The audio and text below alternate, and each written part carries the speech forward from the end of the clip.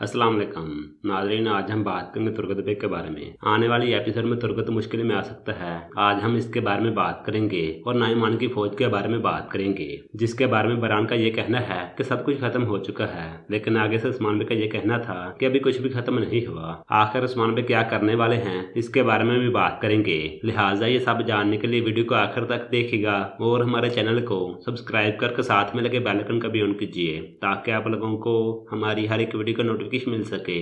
नाजरीन, सबसे पहले बात करेंगे तुर्गत बेग के बारे में। तुर्गत बेग को अपने ट्रेलर में देखा होगा, जो कि ओलिव के सामने है, और यहाँ पे एक बड़ी फाइट होगी, जो कि हम पहले ट्रेलर में भी देख चुके हैं और दूसरे ट्रेलर में भी देख चुके हैं। तुर्गत को बार बार लड़ते हुए दिखाया गया। अब ऐसा लगता है कि तुर्गत काफी मुश्किल में आने वाला है, और जैसा कि हम पहले भी जिक्र कर चुके हैं कि तुर्गत यहाँ पर फंस सकता है। ये भी हो सकता है कि ओलिव इसको कैद कर ले, लेकिन अभी कुछ कहा नहीं जा सकता। ये भी हो सकता है कि तुर्गत को यहाँ पर कुछ भी ना हो। जो ट्रेलर में हमने पहले फाइट देखी, ये किसी और जगह की फाइट है, और जो हमने ओलिव का और इसका आमना सामना देखा, ये आमना सामना किसी और जगह पर होगा, और तुर्गत के साथ तुर्गत के सिपाही भी होंगे और उस्मान बेग के भी सिपाही होंगे, और इसके अलावा सालगुर आगा भी होगा, जिसका हम पहले ट्रेलर में देख चुके हैं और आपने इसको पिछली एपिसोड में भी देखा होगा। खैर, असल सवाल ये है कि अगर वाकई तुर्गत के साथ कुछ ऐसा होता है तो फिर उस्मान बेग कैसे बचा सकते हैं। नाज़रीन, ज्यादा चांस तो इसी में है कि तुर्गत को कुछ नहीं होगा, लेकिन अगर कुछ होता है तो फिर उस्मान बेग बचा लेंगे, और वो बचाने का तरीका वही है जैसा उस्मान बेग पहले करते आए हैं। खुफिया कोई ना कोई गात लगाई जाएगी